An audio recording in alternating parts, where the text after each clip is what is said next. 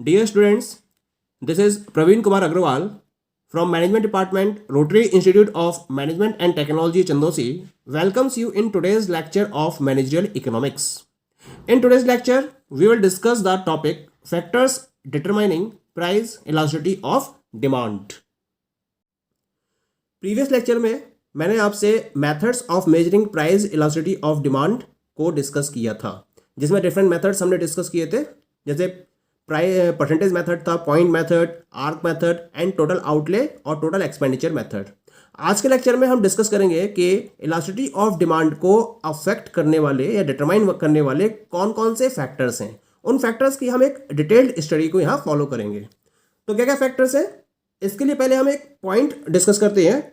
That is, हमने पहले एक फॉर्मूला स्टडी किया था, that is price elasticity of demand is equal to percentage change in quantity upon percentage change in price. Okay, इसी फॉर्मूले को फोकस करते हुए हम इलास्टिसिटी ऑफ डिमांड को डिटरमाइन करने वाले डिफरेंट फैक्टर्स की डिटेल्ड स्टडी को फोकस करेंगे। Come to the first one is the nature of the commodity. अब जब हम कमोडिटी के नेचर की बात करते हैं तो नेचर के बेसिस पर हम कमोडिटी को दो पार्ट्स में डिवाइड कर सकते हैं। एक तो नेसेसिटी गुड्स की कैटेगरी होती है और दूसरे होते हैं लग्जरियस गुड्स। नेसेसिटी गुड्स क्या होते हैं? These are the goods which are required for earning the livelihood. हमारी डेली नीड्स को जो कंप्लीट करते हैं और जिनके बिना हम अपनी डिफरेंट टाइप की नीड्स को कंप्लीट कर ही नहीं सकते, उन गुड्स को हम नेसेसिटी गुड्स की कैटेगरी में लेकर आते हैं। जैसे फ्रूट्स हैं, वेजिटेबल्स हैं, सॉल्ट या डिफरेंट टाइप के हम दालें यूज़ करते हैं, मसाले यूज़ करते हैं, खाने के जितने भी आइटम्स हैं जिनको हम डेली बेसिस पर कंज्यूम करते हैं, वो तो हमारे नेसेसिटी गुड्स के अंडर में कैटेगराइज होते हैं। ठीक है। और दूसरे होते हैं लग्जरियस गुड्स। लग्जरियस गुड्स क्या होते हैं? जो हम केवल और केवल अपने कंफर्ट के पॉइंट ऑफ व्यू से परचेज करते हैं, अपने लिविंग स्टैंडर्ड को रेज करने के पॉइंट ऑफ व्यू से जिन गुड्स को परचेज करते हैं वो सब लग्जरियस गुड्स में इंक्लूड किए जाते हैं। अब बात करते हैं नेसेसिटी गुड्स की।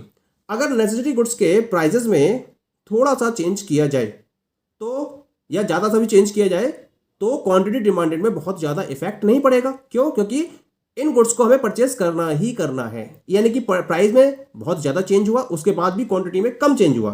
क्वांटिटी में चेंज है कम, प्राइस में चेंज है ज़्यादा, इसका मतलब जो इलास्टिसिटी होगी वो कैसी होगी? इनइलास्टिक होगी। तो इन गुड्स के केस में डिमांड होती है इन इलास्टिक डिमांड, क्योंकि प्राइस में एक लार्ज परसेंटेज चेंज होने के बावजूद भी क्वांटिटी में एक स्मॉल परसेंटेज चेंज होता है। क्लियर?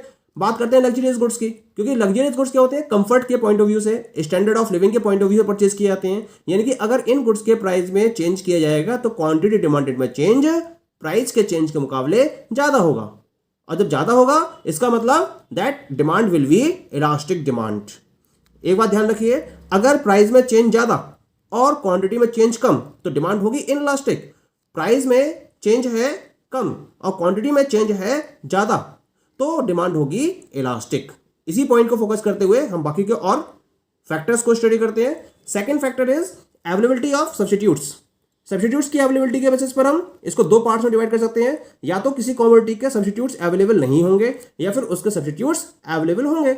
अगर सब्स्टिट्यूट्स अवेलेबल नहीं हैं तो हमें क्या करना पड़ेगा? हमें उसी पर्टिकुलर कमोडिटी को यूज करना पड़ेगा, हम कहीं भी स्विच नहीं कर सकते। इसका मतलब डिमांड कैसी होगी? इनइलास्टिक। क्योंकि अगर इन गुड्स के प्राइस में चेंज होगा भी तो भी हम क्वांटिटी डिमांडेड में चेंज नहीं कर सकते, क्योंकि हमारे पास उसका कोई भी सब्स्टिट्यूट अवेलेबल नहीं है।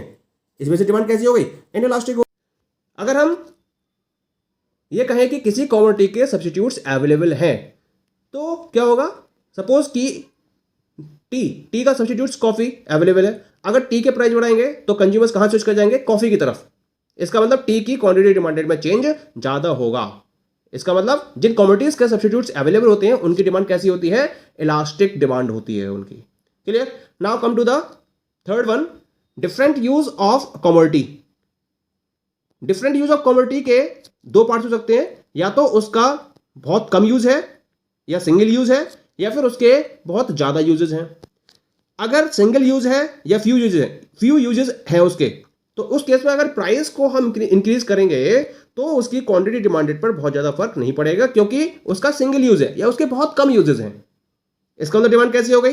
इनइलास्टिक हो गई। क्लियर? लेकिन अगर किसी कमोडिटी के यूजेस ज्यादा हैं, एक कमोडिटी को हम डिफरेंट यूजेस में फॉलो कर सकते हैं, और अगर उसके प्राइस में चेंज करेंगे तो क्या होगा, उसकी क्वांटिटी डिमांडेड में चेंज ज़्यादा होगा। कैसे होगा चेंज? सपोज मिल्क है, मिल्क के डिफरेंट यूजेस पॉसिबल हैं, ठीक है। मिल्क को हम ड्रिंकिंग के पॉइंट ऑफ व्यू से यूज़ कर सकते हैं, स्वीट्स बना सकते हैं उसकी, चीज़ बना सकते हैं उसका, और भी बहुत सारे यूजेस हैं। अगर हम मिल्क के प्राइजेस को कम कर देंगे तो क्या होगा, उसका जो एक यूज़ था अब कंज्यूमर उसको दूसरे वे में यूज़ करेगा। जितने प्राइस कम करते चले जाएंगे उसके नंबर ऑफ यूजेस उतने ही बढ़ते चले जाएंगे। इसका मतलब उसकी डिमांड भी क्या होगी, बढ़ेगी। तो प्राइस में चेंज तो कम होगा लेकिन क्वांटिटी डिमांडेड में चेंज ज़्यादा होगा अगर मोर यूजेस है तो। इसका मतलब डिमांड कैसी हो गई, demand will be elastic. Clear? Now come to the income of the consumers. तो इनकम ऑफ द कंज्यूमर्स के बेसिस पर हमने इसको 3 पार्ट में डिवाइड किया है। या तो कंज्यूमर्स की इनकम वेरी हाई की कैटेगरी में होगी, या मिडिल इनकम, या फिर वेरी लो इनकम की कैटेगरी में होगी। पहले हम वेरी हाई और वेरी लो की बात करते हैं। अगर इनकम बहुत ज़्यादा है, यानी कि यहाँ पर हम रिच पर्सनस की बात कर रहे हैं, अगर रिच पर्सनस के पॉइंट ऑफ व्यू से किसी कमोडिटी के प्राइस में थोड़ा बहुत चेंज कर भी दिया जाता है तो भी उसकी क्वांटिटी डिमांडेड पर बहुत ज़्यादा फर्क नहीं पड़ेगा, क्योंकि रिच पर्सनस को मनी इतना ज़्यादा मैटर नहीं करता है। इसका मतलब रिच पर्सनस के पॉइंट ऑफ व्यू से जो डिमांड होगी प्राइस के चेंज होने के साथ साथ वो इनइलास्टिक डिमांड होगी। Okay, now come to the very low. अब हम बात करते हैं उन कंज्यूमर्स की जिनकी इनकम बहुत कम है। तो अगर जिनकी इनकम बहुत कम है तो भी क्या होगा, उनके पास पे करने के लिए बहुत ज़्यादा अमाउंट तो है नहीं, वैसे भी वो क्या कर रहे हैं, वो लोअर क्वालिटी गुड्स का कंजम्पशन कर रहे हैं। अगर उनके प्राइस में थोड़ा बहुत चेंज हो भी जाएगा तो उनके पास ऑप्शंस अवेलेबल नहीं होते हैं। इनकम, इसका मतलब क्या हुआ, very low income group of persons के लिए भी डिमांड कैसी होगी, इनइलास्टिक होगी, क्योंकि इनके पास ऑप्शंस अवेलेबल नहीं होंगे। लेकिन अगर हम बात करें मिडिल इनकम ग्रुप की, तो मिडिल इनकम ग्रुप के लिए क्योंकि उनकी इनकम एक एवरेज इनकम है, तो अगर किसी कमोडिटी के प्राइस में चेंज होगा तो वो क्या करेंगे, वो एक सस्ता ऑल्टरनेट सर्च करेंगे। इसका मतलब उसकी डिमांड कैसी होगी, उसकी डिमांड इलास्टिक हो जाएगी।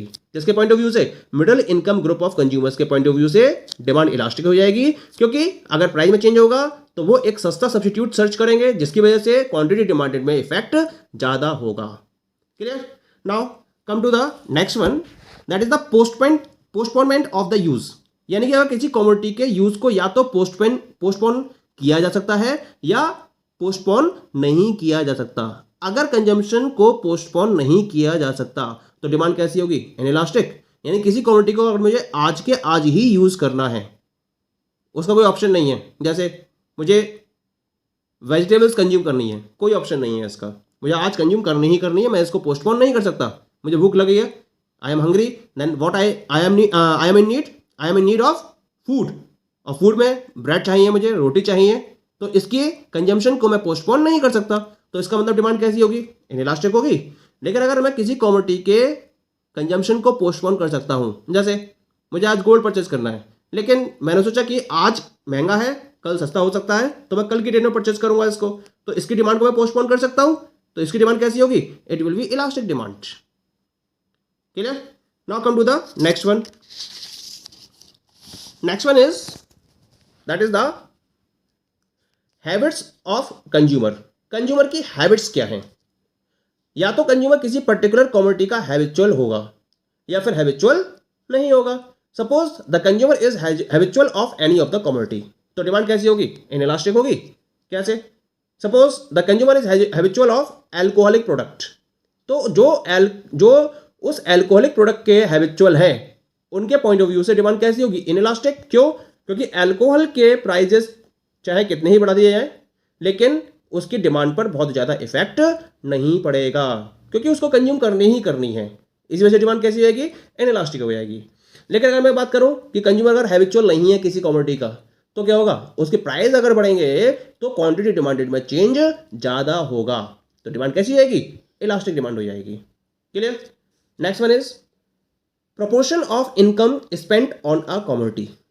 क्या होता है कि जब हम एक बजट तैयार करते हैं तो हम कुछ कमोडिटीज़ पर अपने इनकम का ज़्यादा पार्ट खर्च करते हैं और कुछ कमोडिटी पर हम क्या करते हैं, इनकम का स्मॉल प्रोपोर्शन खर्च करते हैं। अब बात करते हैं जहां हम स्मॉल प्रोपोर्शन खर्च कर रहे हैं, मान लीजिए कि इनकम 10,000 रुपये है, इस 10,000 रुपये में से एक कंज्यूमर एक कमोडिटी को परचेस करने के लिए 100 रुपये खर्च करता है, तो 100 रुपीज़ एक बहुत स्मॉल अमाउंट हो गई। अगर उस कमोडिटी के प्राइस में चेंज होता भी है तो क्या करेगा, वो उसके डिमांड पर बहुत ज़्यादा चेंज नहीं करेगा, क्योंकि ऑलरेडी क्या कर रहा है, वो अपनी इनकम का एक स्मॉल पार्ट उस पर खर्च कर रहा है, तो उसकी डिमांड पर बहुत ज़्यादा इफेक्ट नहीं पड़ेगा। इसका मतलब उसकी डिमांड कैसी हो जाएगी, it will be in elastic demand. Clear. और अगर एक लार्ज प्रोपोर्शन खर्च कर रहा है और अगर उसके प्राइजेस में चेंज होता है तो वहां से वो मैनेज करने की पोजीशन में होता है, क्योंकि इनकम का एक लार्ज पार्ट खर्च कर रहा है, वहीं से वो मैनेज करेगा। जब मैनेज करेगा इसका मतलब कहीं ना कहीं उसकी क्वांटिटी डिमांडेड पर इसका इफेक्ट पड़ेगा। क्लियर। तो इस केस में डिमांड कैसी होगी, the demand will be elastic demand. Point is clear.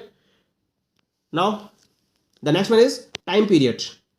Time period के पॉइंट ऑफ व्यू से हम इसको दो पार्ट में डिवाइड कर सकते हैं, एक तो शॉर्ट पीरियड और एक लॉन्ग पीरियड। टाइम पीरियड का मतलब होगा कि कमोडिटीज को कंज्यूम करने के लिए इसका एक पर्टिकुलर कंजम्पशन पीरियड होता है। कुछ कमोडिटीज ऐसी होती हैं जिनको हम शॉर्ट पीरियड ऑफ टाइम में भी कंज्यूम करना होता है, जैसे ब्रेड है, बटर है या वेजिटेबल्स है। इन कमोडिटी के केस में इनका टाइम पीरियड क्या होता है, शॉर्ट होता है। और कुछ कमोडिटी ऐसी होती हैं जिसका consumption long period of time तक चलता रहता है। For example TV, fridge, AC, इन सब का जो कंजम्पशन पीरियड होता है वो लॉन्ग होता है। अब बात करते हैं जिनका कंजम्पशन पीरियड शॉर्ट होता है। अगर इन पर्टिकुलर कमोडिटी के प्राइजेस में चेंज होगा तो क्वांटिटी डिमांड में बहुत ज़्यादा चेंज नहीं होगा, क्योंकि इनको आपको शॉर्ट पीरियड ऑफ टाइम में ही कंज्यूम करना होता है। इस वजह से डिमांड कैसी होती है, इनकी इनइलास्टिक होती है। लेकिन जिनका कंजम्पशन पीरियड लॉन्ग होता है उस केस में अगर प्राइस में चेंज होगा तो इनकी क्वांटिटी डिमांडेड में ज़्यादा इफेक्ट पड़ेगा, इसी वजह से इनकी डिमांड इलास्टिक होती है। Clear. Now come to the next one, that is the price level. Price level में कुछ कमोडिटीज हायर लेवल प्राइस होती हैं और कुछ कमोडिटीज लोअर लेवल प्राइस्ड होती हैं। अगर कमोडिटी हायर लेवल प्राइस्ड है तो उस केस में डिमांड कैसी होगी, ऑब्वियसली इलास्टिक होनी चाहिए, क्योंकि हायर प्राइस्ड लेवल कमोडिटी के प्राइस में अगर चेंज होगा तो डिमांड में चेंज ज़्यादा होगा, इस वजह से डिमांड कैसी होगी, इलास्टिक। लेकिन अगर लोअर लेवल है प्राइस का तो ऑटोमेटिकली वो सस्ती है, कम प्राइस में अवेलेबल है, तो अगर वो थोड़ा बहुत चेंज कर भी देगी तो उसकी क्वांटिटी डिमांडेड पर बहुत ज़्यादा इफेक्ट नहीं पड़ेगा, इस वजह से डिमांड कैसी हो गई, इन इलास्टिक डिमांड होगी। The last one is the jointly demanded goods. अगर कुछ गुड्स ऐसे हैं जिन्हें जॉइंटली डिमांड किया जाता है, जैसे कार एंड पेट्रोल या फिर cup and plate, ink and pen, इनकी डिमांड कैसी है, जॉइंटली डिमांडेड गुड्स की कैटेगरी में आती हैं ये, या हम इनको कॉम्प्लीमेंट्री गुड्स का नाम भी दे सकते हैं। इसमें क्या होगा, अगर एक कमोडिटी के प्राइस में चेंज होगा तो दूसरी कमोडिटी की क्वांटिटी में बहुत ज़्यादा चेंज नहीं होगा। फॉर एग्जाम्पल अगर मैं कार की बात करूं और पेट्रोल की बात करूं तो पेट्रोल के प्राइस चाहे बढ़े या कम हो उसका इफेक्ट कार के डिमांड पर नहीं पड़ेगा, क्योंकि पेट्रोल तो आपको उतना कंज्यूम करना ही करना है, चाहे पेट्रोल के प्राइस बढ़े या पेट्रोल के प्राइस कम हो। इसका मतलब डिमांड कैसी जाएगी, the demand will be in elastic demand. Okay, so these are the points describing the factors determining price elasticity of demand. Okay, thank you.